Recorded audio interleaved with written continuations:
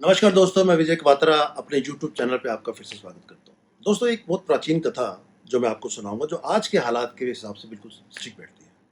दोस्तों, एक राजा काफ़ी वृद्ध हो गया था, उसके बाल सफ़ेद हो गए थे और कमज़ोर हो गया था। उसने एक बार अपने राज्य में एक उत्सव रखा।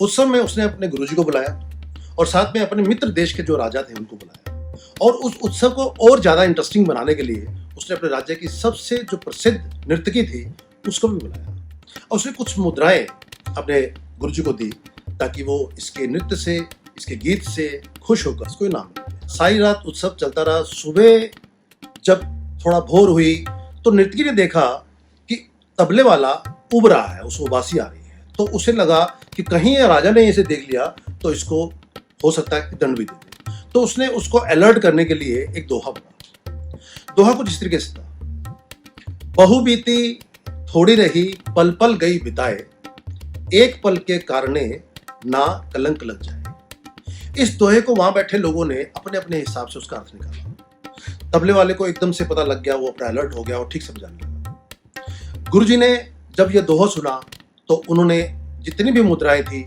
सारी मुद्राएं उस नर्तकी को दे दी। जब राजा की बेटी राजकुमारी ने जब ये दोहा सुना तो उसने अपना नौलखे का हार निकालकर उस नर्तकी को दे दिया। जब ये दोहा युवराज ने, राजा के बेटे ने जब ये सुना तो अपना कीमती मुकुट उतारकर उसको दान में दे दिया। ये सब देख के राजा बहुत हैरान था। राजा ने कहा, ये क्या, सारी रात से ये उत्सव चल रहा है, सुबह एक दोहे से ऐसा क्या खुश हो गए ये लोग कि इन्होंने सब कुछ दान में दे दिया। राजा एकदम से उठा, बोला, हे नृतकी, तुमने ऐसा क्या कर दिया? सारी रात तुम नृत्य करती रही, सुबह तुमने एक दोहा बोला और तुमने सब इन सबको लूट लिया। ये सुनकर राजा के गुरुजी की आंखों में आंसू आए। उन्होंने बोला, हे राजन, आप इसको नीच नृत्य मत बोले। आज से ये मेरी गुरु बन गई है, इसने मेरी आंखें खोल दी। इसके दोहे से जो मुझे समझ में आया वो यही कि मैं सारी उम्र तो जंगलों में भक्ति करता रहा, पाठ पूजा करता रहा, और अब मैं आकर इसका नृत्य देखकर, एक मुजरा देखकर आकर सारा जीवन भर की कमाई को मैं नष्ट कर रहा हूं। तो भाई मैं तो चला।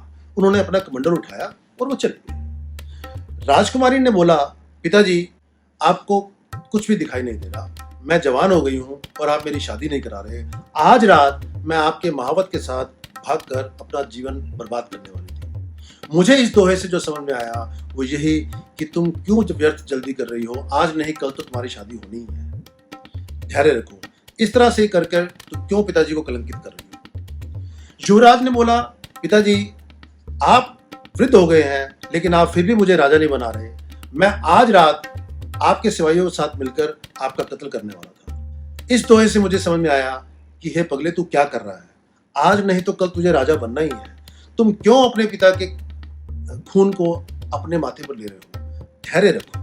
ये सुनकर राजा की आंखें खुल गई। राजा को आत्मज्ञान हो गया। उसने बोला, मैं क्यों ना अभी अपने बेटे का राज तिलक करूं। उसने अपने बेटे का राज तिलक कर दिया और अपनी बेटी को बोला, राज्य में एक से एक श्रेष्ठ राजकुमार आए हुए हैं, आप जिसे भी चाहो अपने पति के रूप में स्वीकार कर सकते हो।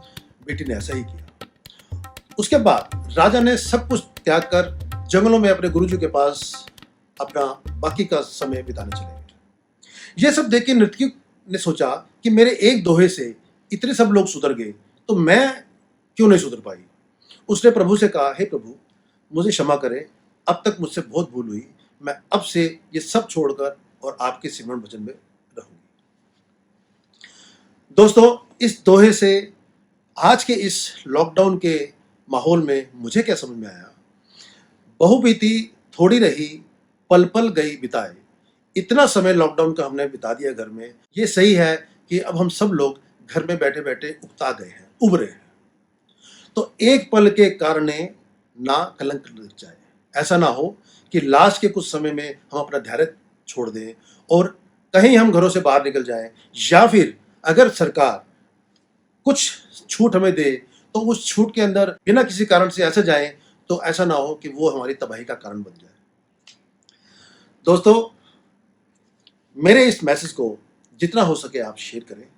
इसलिए शेयर करें कि अगर कहीं मैसेज उन लोगों तक पहुंच जाए जो धैर्य खो चुके हैं और कुछ ऐसी नादानी करने जा रहे हैं कि कहीं उनकी वजह से उनकी जान पर बनाए। अगर आपके इस मैसेज शेयर करने से किसी एक की भी जान बच जाती है, कोई एक को भी समझ में आती है, तो समझ लीजिए कि वो पुण्य आपको लग गया। तो मैंने इस दोहे से जो समझा मैंने आपको बताया, आप भी इस दोहे के बारे में कुछ सोचें, सोच के देखिए। Be safe. Thank you.